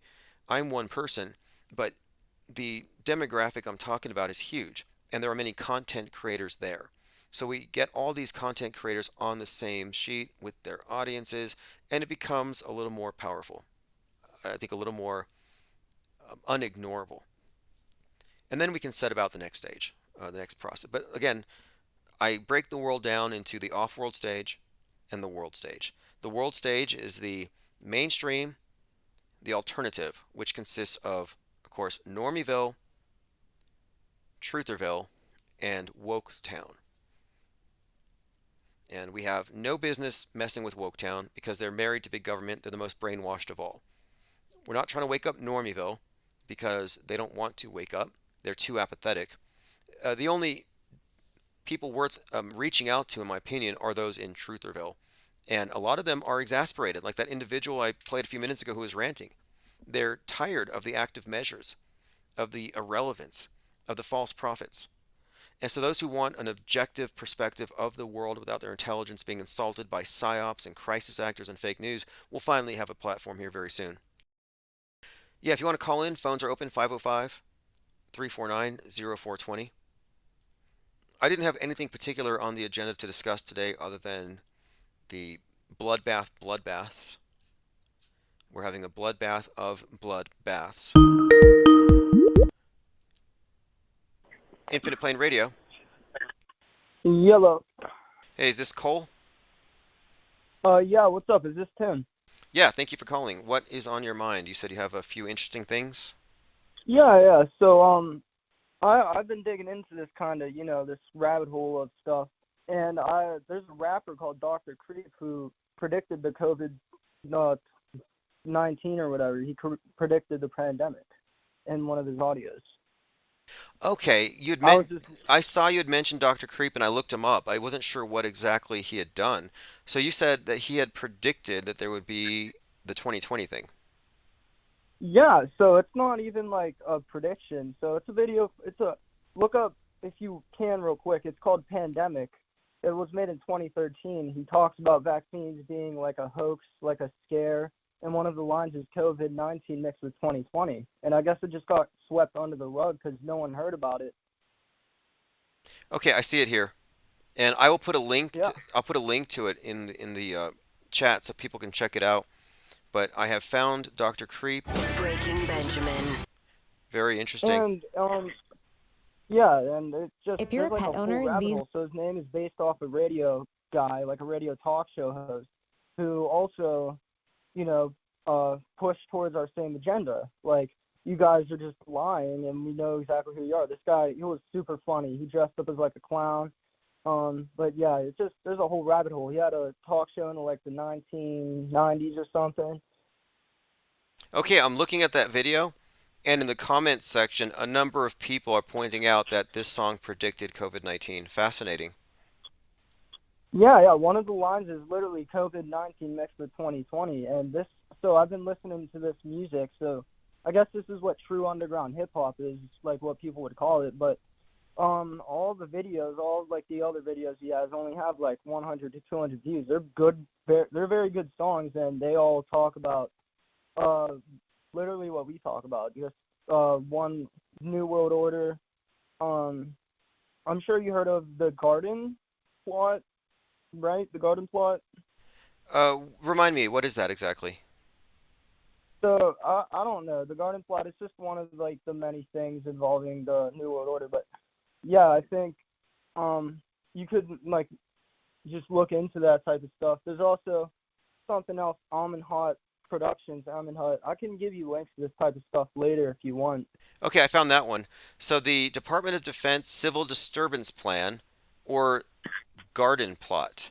Army National Guard plan to respond to major domestic civil disturbances in the United States. Okay. Now, where was the Garden Plot in 2020 when BLM was engaging in peaceful protests? Yeah, I guess it just wasn't there, but there's just one of his songs from like earlier on. It was just diving in. He also has a song about Project Bluebeam, and it doesn't have that much views, so I guess that hasn't got released yet. But yeah, it's kind of crazy. Like these people, if you look at the post about it, like he answers questions from people like, how did you find this out? Like, are you time traveler or whatever? And his answers are literally, no, you just have to look through media or something. Like he said something about, I just made it with connections and scrolling through media, quote unquote. You can't do this shit through scrolling through hours on Google. You have to like make connections and stuff. Interesting. See, that's what we do here. And then, We're reading yeah, the this guy was zeitgeist. Yeah, and it's kind of crazy. This guy's from 2013, and all of this stuff just got pushed under the carpet. It's like it's not even like about the agenda or whatever. The music is great. All of the music revolving around that type of stuff is great, and it just has no views or anything. Fascinating. Yeah, I'm looking at the comments. People are pretty blown away by this. So I will be putting this in the newsletter for people to check it out. And using predictive programming as a predictive model is what we do here because we're recognizing that that's Yeah, yeah, part of yeah. That's what I originally wanted to say. That's what he said he did. Just predictive programming. Literally, COVID-19 mix of 2020 in a song from 2013, and I think it's just something interesting to look at.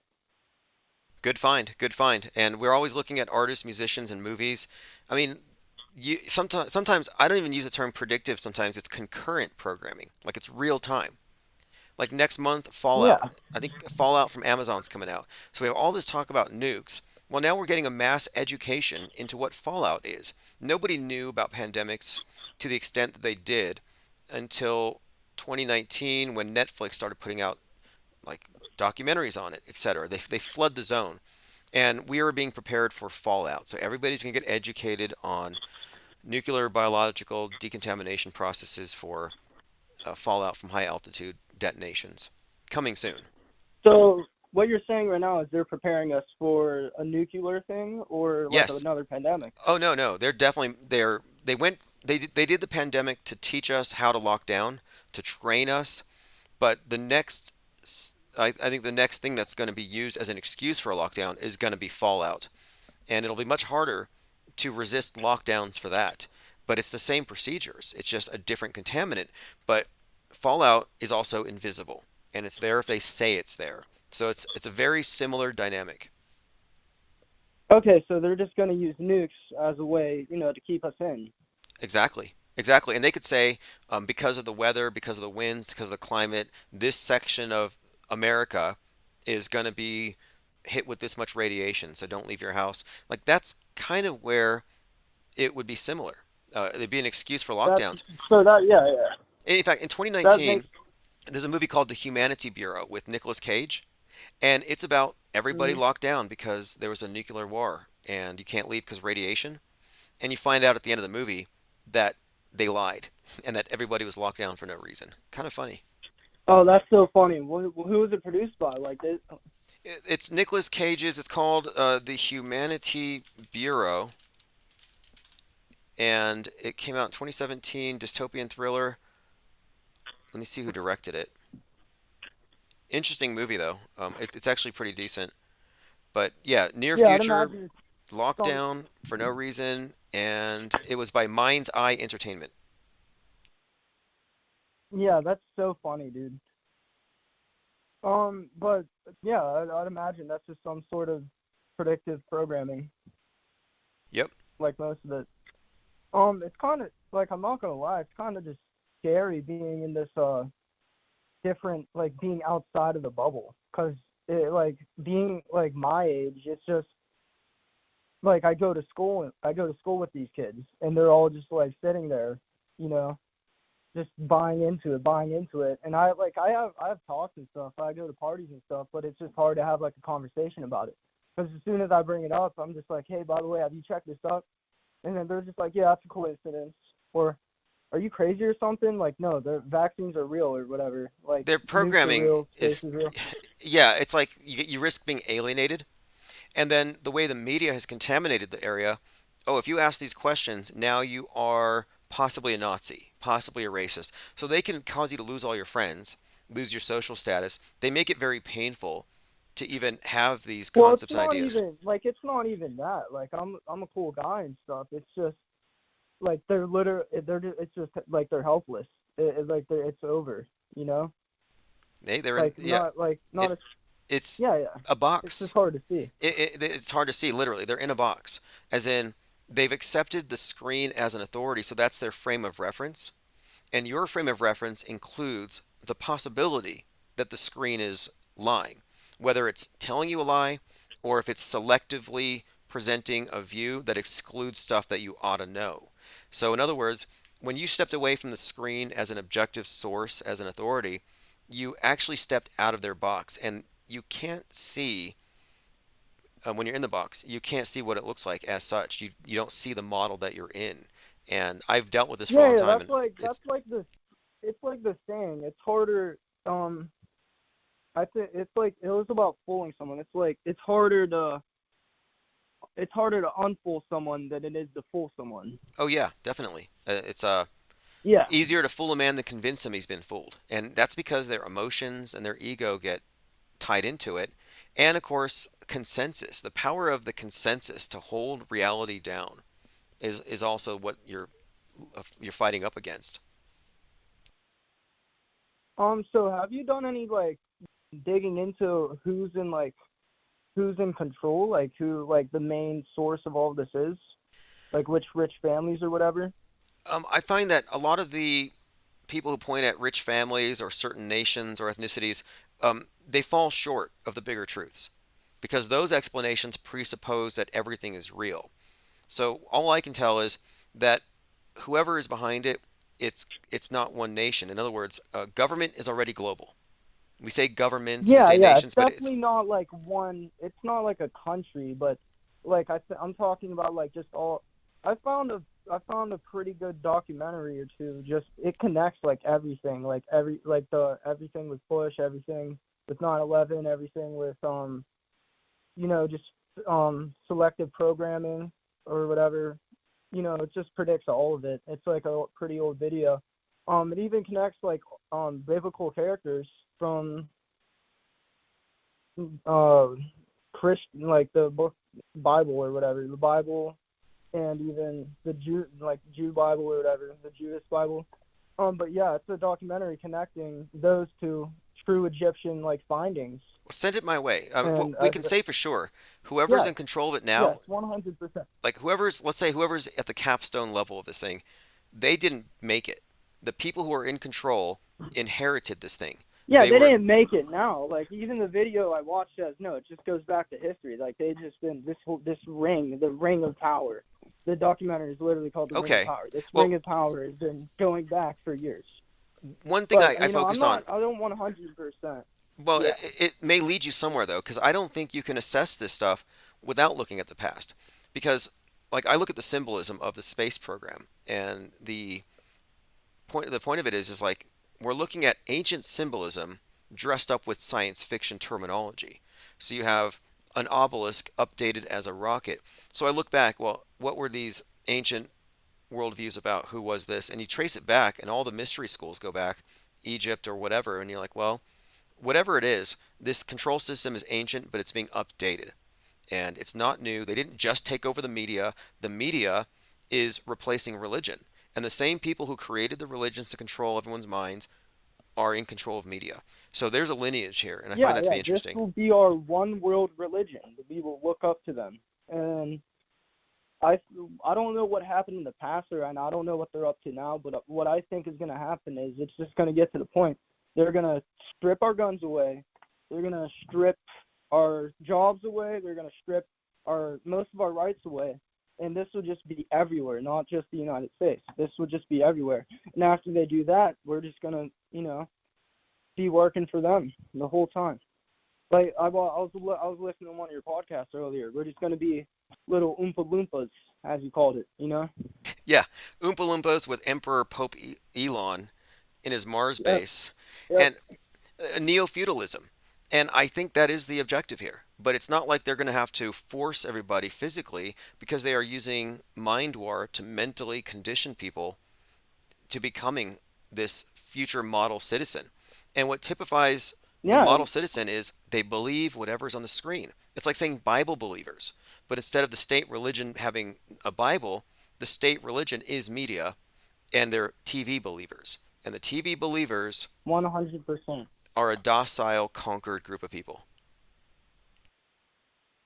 Docile, sit there, just believe whatever they see. Yep. They, they'll see a certain person saying what they like. Oh, that's my hero. I don't know. I'm not going to look into what they actually did or who they are, but that's who I like. Let me see some more suggested videos, Then that's just what it's going to go to. And it's they already won. That's kind of how it is with Like, I grow up with these people. I'm 17 years old. That's how it is. Interesting. Interesting. I was I remember specifically when I was about to be 18, I was like thinking about joining the army and stuff. But I remember at that point recognizing the difference between my line of thinking and the people who don't question. For me, it was mostly religion. I didn't even start questioning media till much later. But there's a lot of similarities, and it has to do with the authority and the individual becoming part of a collective of believers. So their individual doubts Yeah, no so longer matter. like we were talking about in that comments, I went through all of those stages. So I started off as a kid, like I was growing up in churches and all this stuff. I started off by being an atheist. That was like my first stage of, getting into the truth. So I was an atheist. I started questioning religion. So then growing up, I went into Trutherville, whatever you like to call it. I was listening to Joe Rogan podcast and all these like shitty, fake scary stories, paranormal stories made by like, media propaganda people. So I was in that stage, and then eventually, I saw that video. That's honestly what started this whole thing, that pandemic video. So I saw that video like a month or two ago, and I looked into it, and I was like, oh, wow. And then I looked into all the music, and it was talking about the deep state, and everything was connected. So I looked up the deep state, and then I ended up finding your channel somehow. Then I just started listening in, tuning in. And that's how, that's where I am right now. I've been looking to just digging. I've just been digging and digging. I found great documentaries connecting everything. Just videos from like years ago, like centuries ago, more than 10 years ago. Just, reliable shit. Right, right. Well, I definitely. Also, I'm sorry for my language. No, no, no. Actually, I appreciate your call. A lot of people here are really happy about this call. We always get these first-time callers, and it's interesting to hear people who are relatively new to this field of thought and inquiry. And to me, this is just where you go if you're really thinking deeply about things, and we share information. And it's not really about Well, agreeing. yeah, it's kind of the crazy part. I'm not that intelligent of a guy. I just I literally just saw this, and it was just like, no, that's not a coincidence. And everyone in the comments is saying, this guy's a time traveler. How about you just look into it? It isn't that hard. 10 minutes of your time. Oh, there you go. I can Okay. see how it could happen. If you're an artist, you're a writer, and you're drawing your inspiration from the world around you, I can see how you might arrive at these things in advance. And we have a lot of musicians and artists associated with this channel who are, similarly uh, putting these ideas into their music. Because most music, I would say, reinforces the dominant paradigm in all of the daily news. It's like the news in audio format as music. It's all reinforcement. So it's interesting to hear true counterculture and figure out where they arrived at their conclusions. I'll check out this Dr. Creep.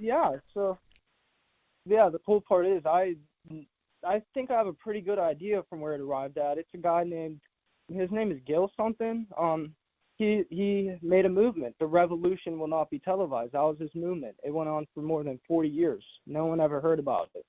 And he also he basically was one of the main, big starters of hip hop.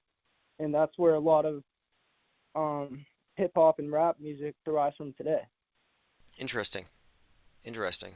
Yeah, he played piano, he did jazz, he did other forms of jazz which turned into hip hop. But yeah, I can link that. I'll link the Dr. Creep video or whatever. Yeah, by all means. You can post links here, or you can go into the Discord or the Gilded and post links there. That's all we do. We post links, we discuss, and we kind of it's not really an echo chamber. It's a platform for ideas that are outside of the mainstream echo chamber. But we always appreciate new people, new Yeah. perspectives, and everything you Yeah, said here. 100%. How can I get into the Discord? Just go to the main site, ips.monster, and there's a button right there. Okay, that's cool. All right.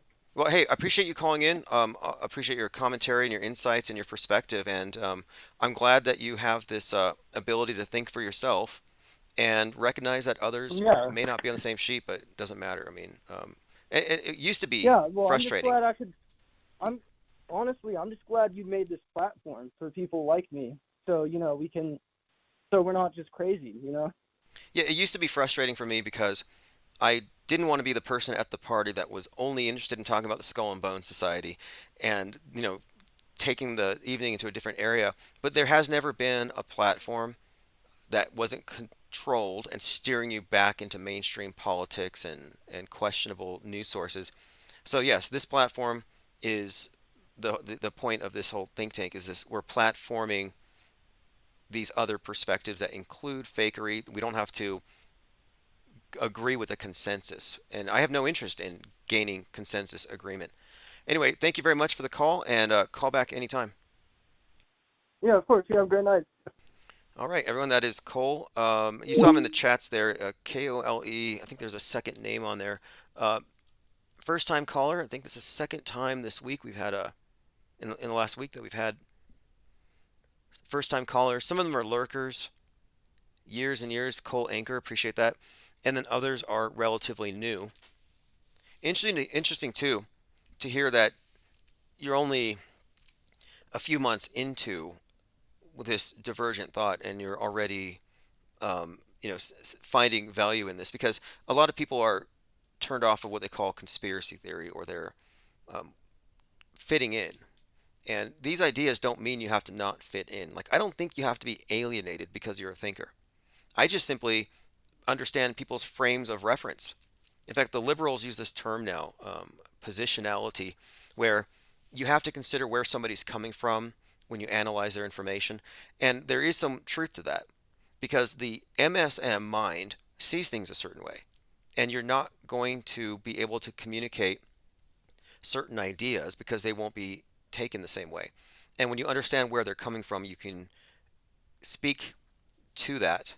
And this is why I'm saying I'm ignoring Trutherville as far as its orthodoxies and its attachment to the mainstream. I'm only interested in certain people who've seen beyond it. I'm not interested in the normies, and I'm not trying to hold a sign on the same side of the road. The news is fake, wake up. To me, that is wasted. It makes you look crazy. And look, they look crazy. You're like, oh, they're crazy, apathetic, and brainwashed. Well, they look at you and they're like, this guy's crazy. He is brainwashed in his own way. So it's a mutual thing. Like, the definition of a cult is the church down the street from yours.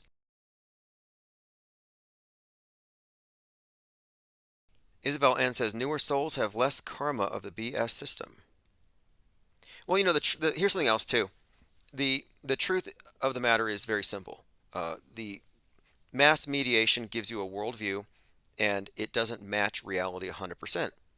And those areas where it doesn't match, those augmentations, those hyperstitions, are things that you might want to analyze, because maybe you've accepted some false premise here or there.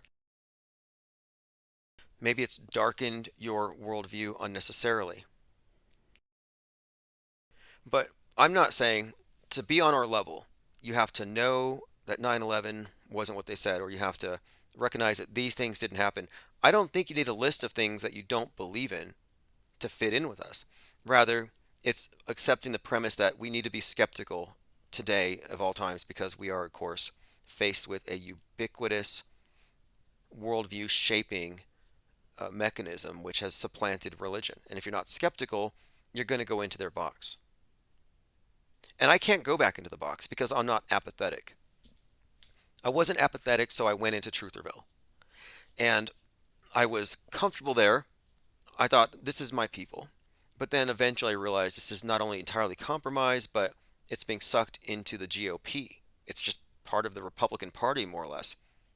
And then, especially last year, I started really doing a deep dive into wokeism, because nobody knew what woke meant. And they'd say woke, oh, that's woke, cancel culture, and all this stuff. They're throwing these terms around, but what does woke really mean?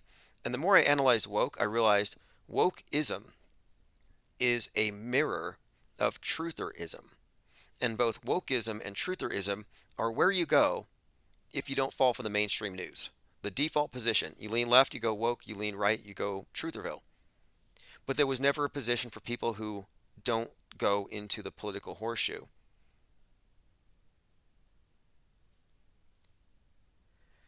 All right, so we have been covering a lot of interesting ground here. And again, the Discord is available at ips.monster.